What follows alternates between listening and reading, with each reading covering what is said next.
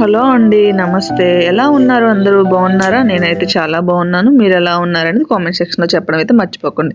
Already thumbnail చూస్తే మీకు అర్థమైపోయి ఉంటది కదా! మటన్ దమ్ బిర్యానీ అయితే చేసుకుంటున్నా అనమాట.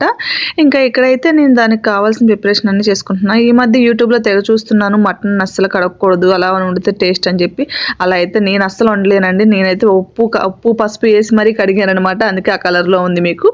ఇంకా నీట్‌గా 2, 3 సార్లు కడిగేసుకున్న తర్వాత అయితే మటన్‌ని మంచిగా ఉప్పు, పసుపు, కారము, బిర్యానీ మసాలా ఇవన్నీ యాడ్ చేసుకుంటున్నా. ఇక్కడ ఆల్రెడీ మనం బిర్యానీకి ఏమేమి యాడ్ చేస్తాం అవేనండి. నేనేమి అంత పర్టికులర్‌గా నాకు అన్నీ ఉండాలని ఏం లేదు. ఏవి ఉంటే వాటిలతో మ్యారినేషన్ చేసేస్తాననమాట. ఇక్కడైతే నేను ఇప్పుడు ఏమేసానంటే ధనియాల పొడి, గరం మసాలా, అలానే కారప్పొడి, పసుపు, ఉప్పు, అలానే అల్లం వెల్లుల్లి పేస్ట్ అనమాట. ఇవన్నీ వేసిన తర్వాత ఒకసారి గట్టిగా మంచిగా కలుపుకోవాలి మనము. ఎప్పుడు కూడా నిమ్మకాయ కానీ పెరుగు కానీ ఇప్పుడు వేయకూడదండి. ఇవన్నీ వేసిన తర్వాత మంచిగా ఒక 2 టైమ్స్ గట్టిగా కలుపుకున్న తర్వాత అప్పుడు నిమ్మకాయ యాడ్ చేశాను. ఇంకా నిమ్మకాయ కూడా మంచిగా కలిపేసుకున్న తర్వాత నెక్స్ట్ పెరుగు యాడ్ చేస్తాను అనమాట. ఇలా ఒకటి కలిపిన తర్వాత యాడ్ చేస్తే ఆ ఫ్లేవర్స్ అన్నీ దానికి పట్టి టేస్ట్ బాగుంటుందండి. ఒకసారి తప్పకుండా ఇలా ట్రై చేసి చూడండి, మీకే తెలుస్తుంది డిఫరెన్స్ అయితే. నేను ఎప్పుడు మటన్ చేసిన ఇలానే చేస్తాను మ్యాక్సిమం. ఇంక ఇక్కడ పెరుగు కూడా వేసేసుకొని మంచిగా కలుపుకున్నాను. పెరుగు అనేది మనకి మ్యాగ్నేషన్ బట్టి ఎంత తక్కువైనా కూడా ఎక్కువ వేసుకోవాలండి, మటన్ తక్కువ ఉన్నా కూడాను. ఇంకా ఇలా 1 అవర్ అయితే నేను పక్కన పెట్టేసుకున్నాను అనమాట ఫ్రిడ్జ్లో. ఇంకా ఇక్కడైతే రైస్ తీసుకుంటున్నాను. రైస్ అయితే 1/2 కిలో తీసుకున్నాను నేను. 1 కిలో మటన్కి 1/2 కిలో రైస్ అయితే తీసుకున్నాను అనమాట.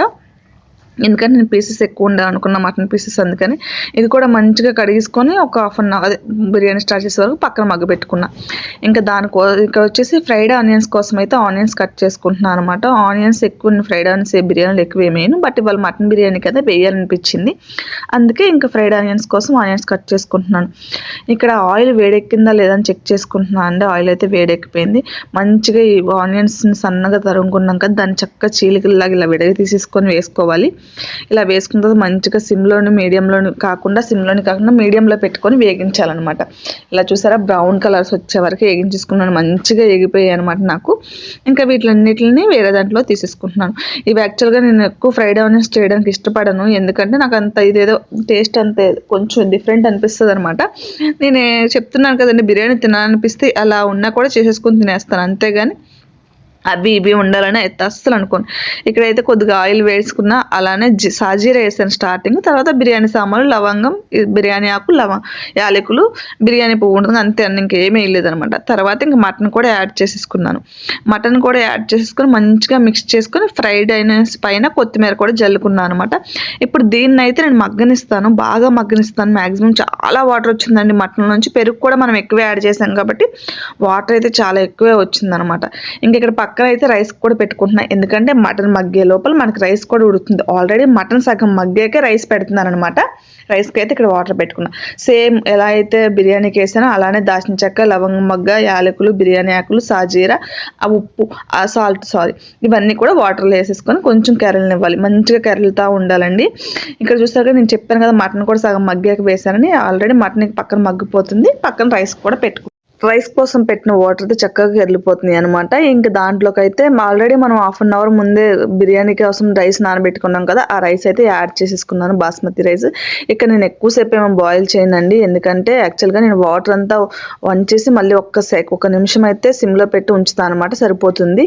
ఇది నేను విషమై ఫుడ్లో చూశాను, అప్పటి నుంచి ఇలా చేస్తున్నాను అనమాట. యాక్చువల్గా అయితే బాగుంది. ఇంతకు ముందు అయితే నేను వాటర్ ఇలా ఉడుతుండగానే గంటతో మార్చుకునేదాన్ని, కాకపోతే విషమై ఫుడ్లో చూసాను అలా వాటర్ అంతా వంచిన తర్వాత ఒక్క నిమిషం మగ్గనిస్తే సెగకి ఉడికిపోతుంది అన్నారని చెప్పి అప్పటి నుంచి ఇంకా నేను అలా చేయడం ట్రై చేస్తున్నాను. బాగుంది, రైస్ కూడా చాలా మంచిగా ఉడుకుతుంది అనమాట. ఇంకా ఇక్కడ కింద ఆల్రెడీ ఒక లేయర్ వేసేస్తున్నాను. ఇక్కడ యాక్చువల్గా ఆల్రెడీ దీంట్లో వాటర్ ఉంది కదా, మటన్లో వాటర్ ఉంది కదా, ఆ వాటర్కి రైస్ అడుగుదైతే ఉడికిపోతుంది. ఇంకా ఒక లేయర్ వేసిన తర్వాత అయితే నేను పైన కొత్తిమీర, ఫ్రైడ్ ఆనియన్స్, అలానే కొంచెం గీ, కొంచెం నూనె యాడ్ చేస్తా. ఇలా యాడ్ చేయడం ఏంటంటే మనకి మెతుకు అంటుకోకుండా పొడిగా వస్తుంది అనమాట. ఖచ్చితంగా నూనె, ఆయిల్ కానీ గీ కానీ ఇక్కడ ఖచ్చితంగా యాడ్ చేయాలన్నమాట.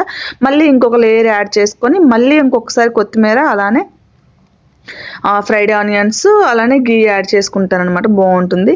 ఇంకా చాలా అంటే ఇక్కడ మనం రైస్ పొడి పొడిగా రావాలి అనుకుంటే మటు ఖచ్చితంగా పైన గీ కానీ ఆయిల్ కానీ యాడ్ చేయాలండి, అప్పుడే రైస్ పొడి పొడిగా వస్తుంది అనమాట. నేనైతే మ్యాక్సిమం ఎప్పుడు కూడా ఇలానే చేస్తాను, అంటే పైన ఆయిల్ వేసేది. ఫ్రైడ్ ఆనియన్స్ అయితే వేయనండి, తక్కువ వేస్తాను అనమాట. ఫ్రైడ్ ఆనియన్స్ ఎప్పుడూ కానీ వేయను, నాకు ఎప్పుడో కానీ వేయాలనిపిస్తే కానీ వేయను, అది చాలా పెద్ద ప్రాసెస్ అని చెప్పి చేయను అనమాట. ఇక్కడ ఏంటంటే ఒక 15 minutes అయితే హైలో పెట్టి మగ్గనిచ్చాను డైరెక్ట్గా. తర్వాత మళ్ళీ 15 minutes అయితే అట్ల ప్యాన్ పెట్టి దమ్ పెడతాను అనమాట. దమ్ పెట్టి ఇంకా ఆ 15 minutes సిమ్లో పెట్టేసి అట్ల ప్యాన్ మీద పెట్టేసి చక్కగా మంచిగా దమ్ అయిపోతుంది. ఇంకా అయిపోయింది, స్టవ్ అయితే ఆఫ్ చేసేసాను. 1/2 hour మగ్గితే సరిపోతుంది అనమాట. ఆల్రెడీ మటన్ కూడా చాలా మంచిగా కుక్ అయిపోయింది, చూసారా పొడి పొడిగా ఎంత బాగా వచ్చిందో. బిర్యానీ చాలా బాగా వస్తుంది ఇలా చేసుకుంటే, ముక్క కూడా పొడి పొడిలా అడుగా వస్తుంది, చూసారు కదా. ఇది ఇంకా నేనైతే సర్వ్ చేసుకుంటున్నాను. బిర్యానీ ఎలా ఉందో టేస్ట్ చేసి చెప్తాను, మీరు కూడా చూసి ఖచ్చితంగా ట్రై చేయండి. మటన్ బిర్యానీ యాక్చువల్గా తక్కువ చేస్తాను, ఎప్పుడో కానీ చేయను నేను. ఆ ఫ్లేవర్ కంటే నాకు చికెన్ బిర్యానీ ఇష్టం అనమాట, అందుకే మటన్ బిర్యానీ తక్కువ చేస్తాను.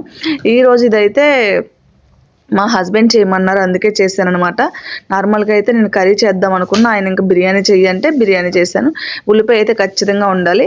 దీంట్లోకి అయితే నేను రైతా చేశాను, కానీ నేను రైతా అస్సలు వేసుకోనండి. ఇదే కాదు, చికెన్ బిర్యానీ కూడా నేను రైతా లాస్ట్లో తినాలనిపిస్తే ఒక స్పూన్ వేసుకుంటాను తప్ప, నాకు ఉట్టు బిర్యానీ ఇలా తింటేనే ఇష్టం. దీంట్లోకి ఏ గ్రేవీ కూడా నచ్చదు, నార్మల్గా ఓన్లీ బిర్యానీ ఇలా తినడం అంటే ఇష్టం.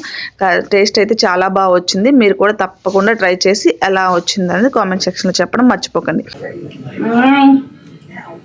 అలానే ఫస్ట్ టైం మన ఛానల్ విజిట్ చేసినట్లయితే సబ్స్క్రైబ్ చేసుకోవడం అస్సలు మర్చిపోకండి. అలానే వీడియోని ఎక్కడి దాకా చూసారంటే వీడియో ఖచ్చితంగా నచ్చే ఉంటుంది కదా, వీడియోకి ఒక లైక్ సింబల్ కూడా ఇచ్చేసేయండి. మీరు ఇచ్చే ఈ చిన్న లైక్ ఇంకొంతమందికి మన ఛానల్ పబ్లిష్ అవుతుంది అనమాట, నాకు మోటివేషన్లా ఉంటుంది.